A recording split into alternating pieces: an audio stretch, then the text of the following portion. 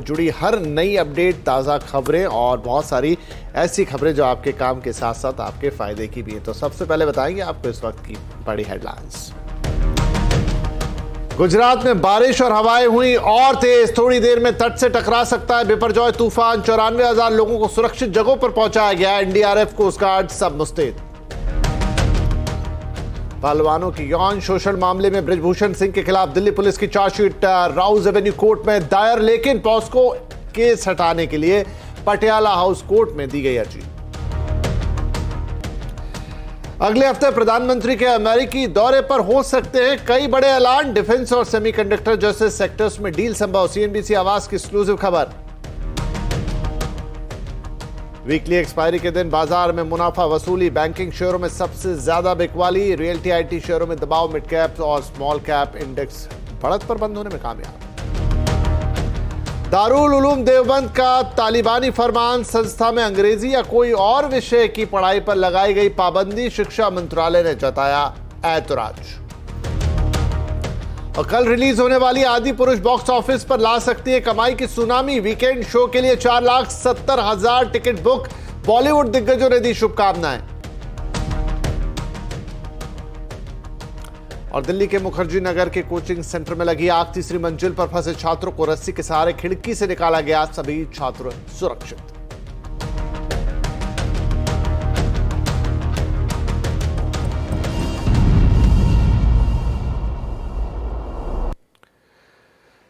तो अब से कुछ ही घंटों में बिपरजॉय तूफान गुजरात के तटीय इलाकों से टकरा जाएगा। लैंडफॉल के वक्त 125 किलोमीटर प्रति घंटे तक की रफ्तार से हवाएं चल सकती हैं, जिसमें 140 किलोमीटर प्रति घंटे की रफ्तार से झोंके आ सकते हैं। इस मंजर की कल्पना भी भयानक है और इसकी झलक अभी से मिल भी रही है। तूफान के असर वाले इलाकों में तेज हवाएं, बारिश और समुद्र में ऊंची लहरें दिखाई दे रही हैं। अभी तक 400 से ज्यादा पेड़ गिरने की खबर है। कच्छ, द्वारका और पोरबंदर के साथ साथ जामनगर, मोरबी और राजकोट जिले में रेड अलर्ट है। एनडीआरएफ, एसडीआरएफ, कोस्ट गार्ड और स्थानीय प्रशासन के साथ साथ अर्धसैनिक बलों की टीमें मुस्तैदी से तैनात है। केंद्र सरकार और राज्य सरकार युद्ध स्तर पर तूफान से निपटने की तैयारी में है। करीब 1 लाख लोगों को तटीय इलाकों से सुरक्षित निकालकर ठिकानों पर पहुंचा दिया गया है। यहां तक कि जंगली जानवरों की सुरक्षा में 190 टीमें तैनात की गई हैं। तो ये वो तस्वीरें हैं जो आपको बिपरजॉय दिखा रही है जहां तट है। लेकिन देखिए ये तस्वीरें, आखिर ये तूफान दिखता कैसा है। यूएई के अंतरिक्ष यात्री सुल्तान अल नियादी ने अंतरिक्ष स्पेस स्टेशन से बिपरजॉय तूफान की ये शानदार तस्वीरें ली है अपने कैमरे से। इन तस्वीरों में अरब सागर में पानी का बड़ा भारी चक्रवात दिख रहा है और ऐसा लग रहा है कि मानो पूरी धरती ही जलमग्न हो। अल नियादी ने 13 जून को भी एक वीडियो ट्वीट किया था जिसमें उन्होंने अरब सागर के ऊपर बन रहे चक्रवात को दिखाते। ये है अल नियादी साहब और उनका कैमरा, वो लगातार अंतरिक्ष से इसकी फोटोग्राफी कर रहे हैं। तो चलिए अब चलते हैं द्वारका, जहां सहयोगी विनया देशपांडे हैं। रेस्क्यू ऑपरेशन करके यहां लोगों को बचाया गया है। विनया एक्सक्लूसिव खबर लेकर आई है। जी विनया, कितने लोगों को यहां पर निकाला गया और ये तस्वीरें भयावह है, काफी तेज तूफान, आंधी और पानी भी। हम हैं द्वारका में, जहां पे एनडीआरएफ की एक टीम ने अभी एक इवैक्यूएशन पूरा किया है। इवैक्यूएशन करके अगर हम देखें, ये एनडीआरएफ की टीम है और ये जो है वो पूरी बस भरी पड़ी है अभी लोगों से जिनको रेस्क्यू किया गया है। ये सब लोग अभी इवैक्यूएशन सेंटर में ले जाए जा रहे हैं, जहां पे इनको सेफली रखा जाएगा। ये सब लोग यहाँ पे, ये जो झोपड़ियां हैं, झुग्गी झोपड़ियां, यहाँ पे रह रहे थे। ये दूसरी बार है जो इनको इवैक्यूएट किया गया है। पहली बार जब इनको इवैक्यूएट किया गया था तो वो वापस आए थे।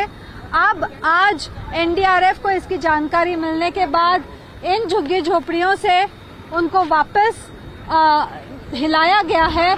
हम अगर देख पाएं, ये झुग्गी झोपड़ियां यहाँ पे पीछे हमारे, और यहाँ से इवैक्यूएट करके अब उनको रेस्क्यू सेंटर ले जाया जा रहा है, जहाँ पे एक सेफ लोकेशन पे उनको रखा जाएगा। आइए हम जुड़ते हैं एनडीआरएफ के अफसरों से, जिनसे ये जानकारी लेते हैं कि क्या हुआ था और अभी आगे क्या होने की संभावना है।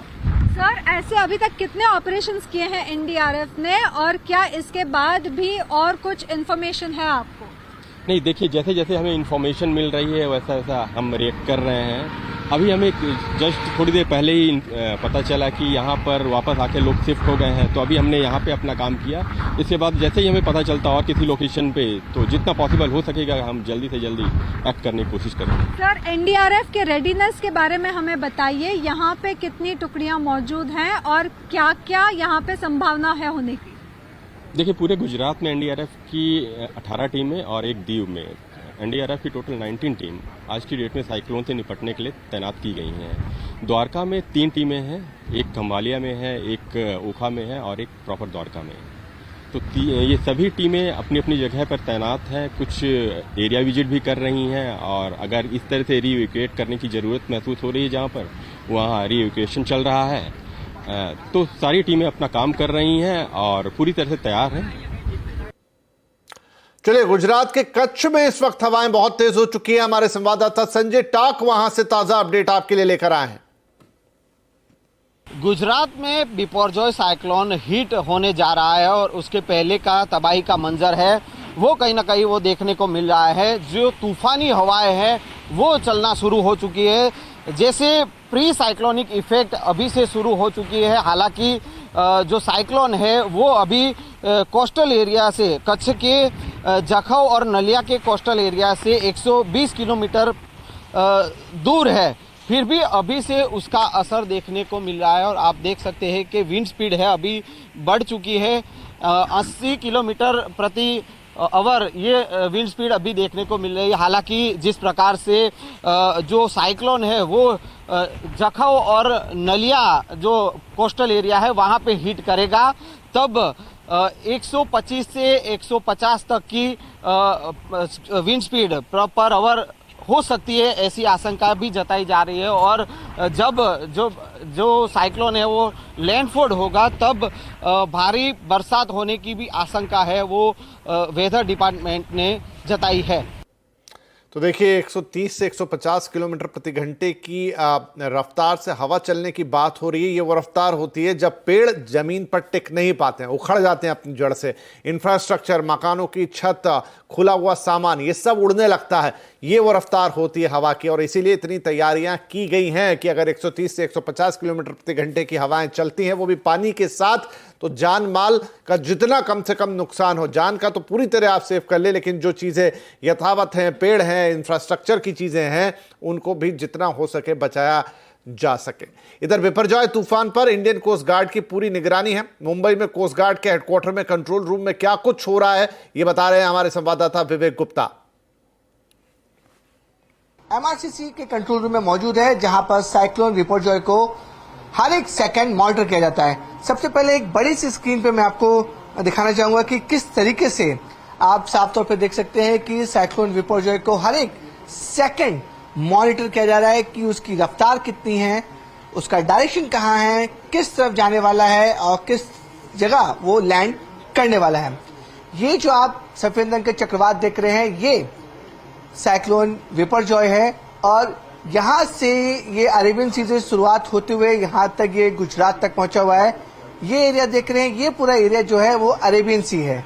यहाँ पर बिपरजॉय की जो ताकत है वो लगातार बढ़ती जा रही है। स्पीड तकरीबन बताया जा रहा है कि जब ये गुजरात में लैंड करेगा पोर्ट पर, तो उसकी जो रफ्तार है वो तकरीबन 170 से 180 किलोमीटर की रफ्तार से हवाएं वहां पे चलेंगी।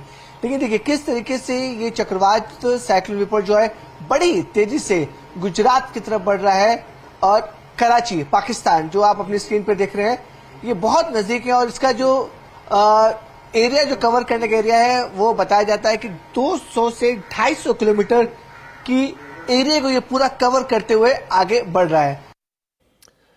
तो ये थी ताजा अपडेट। और देखिए, 4 से रात 8 बजे, शाम 4 से रात 8 बजे की ये विंडो है, तो अभी तो फिलहाल तट से नहीं टकराया है, वो टाइम थोड़ा आगे खिसक सकता है, लेकिन अब से किसी भी वक्त थोड़ा रफ्तार के ऊपर डिपेंड करेगा कितना, लेकिन धीरे धीरे हम उसकी तरफ बढ़ रहे हैं जब ये लैंडफॉल होगा, यानी ये तटीय इलाकों से टकराएगा।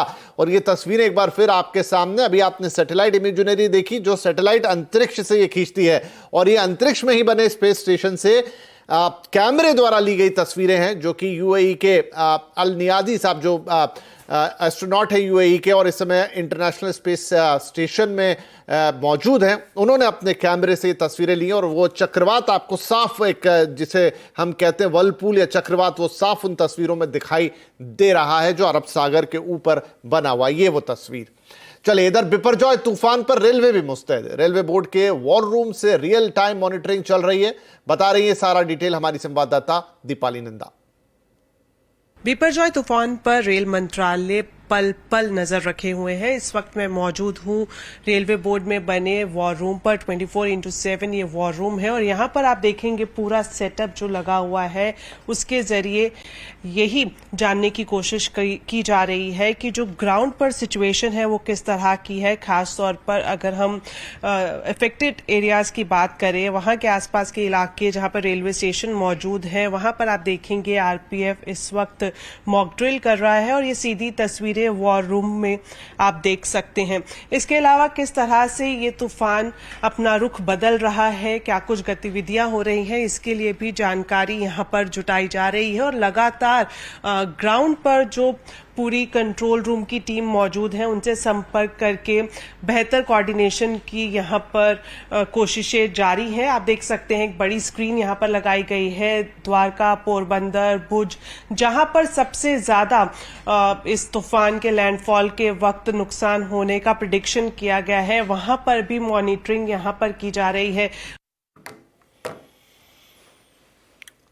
तो ये था बिपरजॉय का अपडेट। देखिए, इस समय भी हवाएं तेज हो चुकी हैं और आगे इनकी और तेज होने की अनुमान है, आशंकाएं हैं। 150 किलोमीटर प्रति घंटा तक इनकी रफ्तार बढ़ेगी जैसे जैसे बिपरजॉय तट के पास पहुंचेगा। 4 से 8 बजे तक की वो विंडो है जब ये लैंड करेगा, इसका लैंडफॉल होगा, ये तट से टकराएगा। और क्या राहत कार्य हैं, क्या तैयारियां हैं, वो सारा डिटेल हमने आपको दिया। लेकिन इस वक्त कई इलाकों में, गुजरात के जो तटीय इलाके हैं, वहां पर तेज बारिश और तेज हवाएं, ये मंजर आपके सामने है। चलिए कुछ और खबरों का रुख करेंगे। पहलवानों के यौन शोषण के मामले में ब्रिजभूषण सिंह को एक बड़ी राहत मिली है। दिल्ली पुलिस ने पॉक्सको केस में कोर्ट में कैंसिलेशन रिपोर्ट दाखिल की है। हालांकि दूसरे मामलों में दिल्ली पुलिस ने राउज एवेन्यू कोर्ट में अपनी चार्जशीट भी लगाई है। ज्यादा जानकारी के लिए हम बात करेंगे अपने संवाददाता असीम मनचंदा से। तो असीम, थोड़ी राहत कह सकते हैं नाबालिग वाले केस में, लेकिन एक चार्जशीट भी दाखिल की गई है। विस्तार से डिटेल में बताइए, एग्जैक्टली पुलिस की तरफ से क्या एक्शन रहा है? यौन शोषण मामले में 7 पहलवानों ने ब्रजभूषण सिंह के खिलाफ शिकायत दर्ज की थी।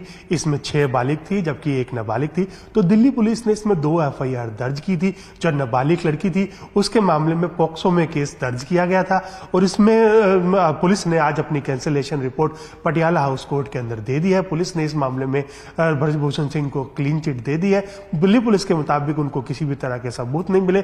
खासतौर पर जो पीड़िता है या फिर उसके पिता है, उन्होंने अपने बयानों को दर्ज किए गया बयानों को वापस ले लिया है। तो इस मामले में दिल्ली पुलिस ने पटियाला हाउस कोर्ट में कैंसिलेशन रिपोर्ट दाखिल कर दी है। इस मामले की सुनवाई अब 4 जुलाई को होगी। लेकिन जो दूसरा मामला था जिसमें कि 6 बालिग पहलवान थी, उसके अंदर दिल्ली पुलिस ने अपनी चार्जशीट राउज एवेन्यू कोर्ट के अंदर फाइल कर दी है। इसके अंदर धारा 354, 354A और 354D लगाई गई है। ये जो है मोलेस्टेशन की धारा है, स्टॉकिंग की धारा है, आउटरेजिंग वुमेन मोडेस्टी की धारा है। ये सारी धाराएं अवेलेबल है। राउज एवेन्यू कोर्ट जल्दी इस पूरे मामले की सुनवाई करेगा। तब देखना होगा कि ये मामला जो है किस दिशा की तरफ जाता है। जी असीम, बहुत शुक्रिया इस अपडेट के लिए। यूनिफॉर्म सिविल कोड पर एक बार फिर से कंसल्टेशन की प्रक्रिया शुरू हो गई है। 22वें लॉ कमीशन ने यूनिफॉर्म सिविल कोड पर कंसल्टेशन पेपर जारी कर दिया है। इस पर आम लोगों और धार्मिक संगठनों से राय मांगी गई है। लॉ कमीशन ने सुझाव देने के लिए 30 दिन का वक्त दिया है। अब इस मामले पर राजनीति भी शुरू हो गई है। कांग्रेस समेत दूसरे विपक्षी दल इसे बीजेपी की विभाजनकारी राजनीति बता रहे हैं। सरकार की हालत ऐसे ही जैसे तूफान आए और उसमें उसका जहाज फंस जाए, आधा डूब जाए, और वो छटपटा रही है मुद्दों की तलाश में। हिमाचल में, कर्नाटक में पिटने के बाद कोई मुद्दा तो आए जो उसे बचाए। उसी दिशा में ये कदम है। मैं जानना चाहता हूं कि इस पर सरकार की नीति और नीयत क्या है। देखिए, भारत का संविधान सभी को धार्मिक आजादी देता है और कॉमन सिविल कोड वो सबके धार्मिक अधिकारों को छीनने का काम करेगा। भारतीय जनता पार्टी की सरकार कॉमन सिविल कोड पे केवल राजनीति करना चाहती है। चुनाव से ऐन वक्त पहले, जब 8 महीने 9 महीने का समय चुनाव में रह गया है, भारतीय जनता पार्टी की सरकार ऐसा कानून लाके देश में विभाजन करना चाहती है। लेकिन देश की जनता वो भारतीय जनता पार्टी के किसी भी छलावे में आने वाली नहीं। तो भारत में यूसीसी यानी यूनिफॉर्म सिविल कोड की कितनी है जरूरत और क्या इसे लागू करने का वक्त आ गया है? आज आवाज अड्डा में इसी पर होगी बड़ी बहस। शाम 7:57 पर जरूर देखिएगा यूसीसी वक्त की जरूरत। और अब बात कर लेते हैं बाजार की। आज वीकली एक्सपायरी का दिन था और बाजार में मुनाफा वसूली रही। बाजार आज गिरावट पर बंद हुए हैं। सेंसेक्स 311 पॉइंट गिरा और 62,918 पर टिका। वहीं निफ्टी 68 पॉइंट गिरकर 18,688 पर बंद हुआ है। आज सबसे ज्यादा तेजी फार्मा, एफएमसीजी, ऑटो इंडेक्स में रही। वहीं बैंकिंग शेयरों में आज बिकवाली का दबाव रहा। चलिए अब देख लेते हैं कि क्या कहते हैं एक्सपर्ट्स। तो मर्सिलस इन्वेस्टमेंट मैनेजर्स के फाउंडर सौरभ मुखर्जी का कहना है कि हेल्थ केयर सेक्टर में रिटर्न बेहतर मिल सकता है। उन्होंने आगे कहा कि मेट्रोपोलिस हेल्थ, डिवीज लैब्स और डॉक्टर लाल पैथ लैब्स में निवेश किया जा सकता है। डॉक्टर लाल नॉर्थ इंडिया और ईस्टर्न इंडिया में हावी है, मेट्रोपोलिस वेस्टर्न इंडिया में हावी है। डॉक्टर लाल हमारे लार्ज कैप और मिड कैप पोर्टफोलियोज में कंसिस्टेंट कंपाउंडर और राइजिंग जायंट्स में है। मेट्रोपोलिस हेल्थ को हमने हमारे small cap portfolio little champs में शामिल किया है। मुंबई और स्पेसिफिकली महाराष्ट्र का लीडर, कोविड के एग्जिट में अच्छी परफॉर्मेंस रही है। Even excluding Covid revenue growth अच्छी रही है। अमीरा शाह ने इस कंपनी को बखूबी से चलाया है in the 6-7 years that we have seen this company in the public market. So Metropolis is the sole addition in Little Champs last 3-4 महीने में। मैसिव इंडस्ट्री है, $10 बिलियन, करीबन $2 बिलियन लार्ज प्लेयर्स के हाथ में है, $8 बिलियन छोटे छोटे मॉम एंड पॉप शॉप्स के पास है। इसलिए ग्रोथ रनवे मेट्रोपोलिस के लिए, डॉक्टर लाल के लिए मेरे ख्याल से लंबी है। और ये डिस्क्रिशनरी प्रोडक्ट तो है नहीं, आप और मैं बोल नहीं सकते कि जीडीपी ग्रोथ के आसपास हम पैथ लैब टेस्ट ज्यादा या कम करेंगे। हमने आपको बताया था कि ईपीएस स्कीम में अब आप ज्यादा पेंशन पाने के लिए विकल्प चुन सकते हैं। अब ईपीएफ ने इसके लिए गाइडलाइंस भी जारी कर दी है। गाइडलाइंस के मुताबिक पेंशन के कैलकुलेशन के लिए सिर्फ बेसिक सैलरी नहीं बल्कि आप अपने अलाउंसेस को भी शामिल कर पाएंगे। लक्ष्मण रॉय हमारे साथ हैं जो बताएंगे और डिटेल्स। तो लक्ष्मण, फॉर्मूला भी आ गया था और अब और डिटेलिंग भी आ गई है। किस किस तरीके की चीजें उस आपके बेसिक स्ट्रक्चर या बेसिक सैलरी के साथ जुड़ेंगी, क्या कहना है ईपीएफओ का? देखिए, दरअसल पूरा मामला जो है वो सितंबर 2014 से जुड़ा हुआ है, जब एम्प्लॉय पेंशन स्कीम ईपीएस की नई व्यवस्था शुरू की गई थी, जिसमें ये कहा गया था कि सितंबर 2014 से पहले जो लोग ईपीएफओ के मेंबर बन चुके हैं और जिनकी सैलरी 15,000 रुपये से ज़्यादा है, वो चाहें तो ज़्यादा पेंशन पा सकते हैं। अब इसके कायदे कानून पर कई सारी पेचीदगियाँ निकली, हाईकोर्ट तक मामला गया, सुप्रीम कोर्ट तक गया। अब सुप्रीम कोर्ट के फैसले के बाद ईपीएफओ ने गाइडलाइन जारी की है। समय समय पर कई सारी गाइडलाइन जारी की गई, तो उसमें सबसे महत्वपूर्ण बात निकल करके ये सामने आ रही है कि ज़्यादा पेंशन के लिए जो पेंशन का कैलकुलेशन किया जाएगा, उसमें जो सैलरी को आधार बनाया जाएगा वो सिर्फ बेसिक सैलरी नहीं होगी। दरअसल पेंशन के कैलकुलेशन के लिए बेसिक सैलरी के अलावा जो आपको अलग अलग अलाउंसेस मिलते हैं उसको भी उसमें शामिल किया जाएगा। अलाउंसेस का मतलब ये हुआ कि एचआरए मिलता है, डीए मिलता है, उसको शामिल किया जाएगा। रिटेनिंग अलाउंस मिलता है, उसको शामिल किया जाएगा। हाँ, अगर आपको कोई ऐसा अलाउंस मिलता है जिसको क्लेम करने के लिए आपको किसी तरह का डॉक्यूमेंट देना पड़ता है, दस्तावेज सौंपना पड़ता है, जैसे ड्राइवर का अलाउंस हो, फ्यूल अलाउंस हो, तो उस तरह के अलाउंसेस को इसमें शामिल नहीं किया जाएगा। लेकिन सिर्फ बेसिक सैलरी नहीं बल्कि बाकी के अलाउंसेस उसमें शामिल किया जाएगा। बता दूं कि 26 जून आखिरी तारीख है जब आप अपने एम्प्लॉयर के साथ मिल करके एक साझा डिक्लेरेशन दे सकते हैं ईपीएफओ को और बता सकते हैं कि हम नई पेंशन व्यवस्था में जाना चाहते हैं, ज़्यादा पेंशन वाली व्यवस्था में हम जाना चाहते हैं। शर्त सिर्फ इतनी होनी चाहिए कि आप ईपीएफओ के मेंबर 1 सितंबर 2014 से पहले बन चुके हों। जी लक्ष्मण, बहुत शुक्रिया इस अपडेट के लिए। तो क्या आपको ईपीएस से ज्यादा पेंशन के लिए अप्लाई करना चाहिए और कैसे जोड़ेंगे आप अपना ये पेंशन? आज कंज्यूमर अड्डा में इसी पर होगी डिटेल में चर्चा। शाम 5:57 पर ज्यादा पेंशन कैसे हो। चारों आप कुछ और खबरें। दारुल उलूम देवबंद ने छात्रों के लिए एक नया तालिबानी फरमान जारी किया है। इसके तहत छात्रों को संस्था में पढ़ाई के दौरान अंग्रेजी या कोई और विषय की शिक्षा से दूर रहना होगा। अगर छात्र इस आदेश को नहीं मानते हैं तो उनको संस्था से निष्कासित कर दिया जाएगा। खुद शिक्षा विभाग के प्रभारी मौलाना हुसैन हरिद्वारी ने कहा है कि दारुल उलूम देवबंद में पढ़ने वाले छात्रों को किसी और शिक्षा जैसे अंग्रेजी या किसी अन्य विषय को पढ़ने की अनुमति नहीं होगी। हालांकि देवबंद के इस तुगलकी फरमान पर केंद्रीय शिक्षा राज्य मंत्री अन्नपूर्णा देवी ने ऐतराज जताया और कहा है कि इस तरह के संस्थाओं की तरफ से जारी फतवे को कोई महत्व नहीं है। कल प्रभास और कृति सेनन की मच अवेटेड फिल्म आदिपुरुष बड़े पर्दे पर रिलीज के लिए तैयार है। 500 करोड़ की लागत से बनी इस फिल्म से काफी उम्मीदें भी हैं।